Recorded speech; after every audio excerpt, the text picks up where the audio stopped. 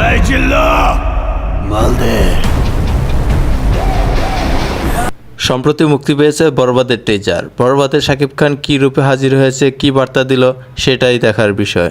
শাকিব খান কি পারছে বরবাদ দিয়ে তার ভক্তদের বরবাদ করে দিতে? বরবাদে আসলে কারা আছে? মেগাস্টার শাকিব খান, এদিকা পাল, যিশু সেনগুপ্ত, মিশা সওদাগর, শহীদুজ্জামান সেলিম, আরও অনেকেই। আসলে কি মেহেদী হাসান হৃদয় পারবে দর্শকদের আশা পূরণ করতে, প্রত্যাশা পূরণ করতে? সেটা দেখতে হলে ঈদের সিনেমাটা দেখতে হবে হলে গিয়ে। দুর্ধর্ষ ভাইলেন্স সাইকোটিক ক্যারেক্টারে হাজির হয়েছে মেগাস্টার শাকিব খান।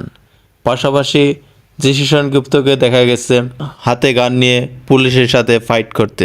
টিজার কার্ডে দেখা যাচ্ছে রাজধানীর লাক্সারি ক্লাবে সুইমিং পুলে একাধিক মন্ত্রীর লাশ পাওয়া গিয়েছে। নিচে লেখা আছে, শোনা যাচ্ছে এই হত্যাকাণ্ডের সাথে আরিয়ান মির্জা সরাসরি জড়িত, তার নিজ হাতেই মন্ত্রীগুলো খুন হয়েছে। কিন্তু এই আরিয়ান মির্জাকে শাকিব খান নাকি যিশু সেনগুপ্ত? এই রহস্য উন্মোচন করতে হলে অবশ্যই সম্পূর্ণ সিনেমাটা দেখতে হবে। রহস্যময় ধাঁধার মধ্যে ফেলে টিজারটা শেষ হয়ে গেল এবং শেষে দুর্দান্ত লুকে শাকিব খান, মেগাস্টার শাকিব খানকে দেখা গেছে। টিজারটা সবার মনে ভরসার একটি জায়গা ক্রিয়েট করতে পারছে।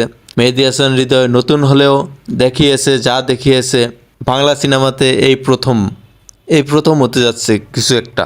আগুন লাগিয়ে দেবে, রেকর্ড পরিমাণ বিজনেস করবে আশা করা যায়। বরবাদের জন্য সবসময় শুভকামনা থাকবে এবং সিনেমাটা হলে গিয়ে দেখা হবে, অবশ্যই দেখা হবে।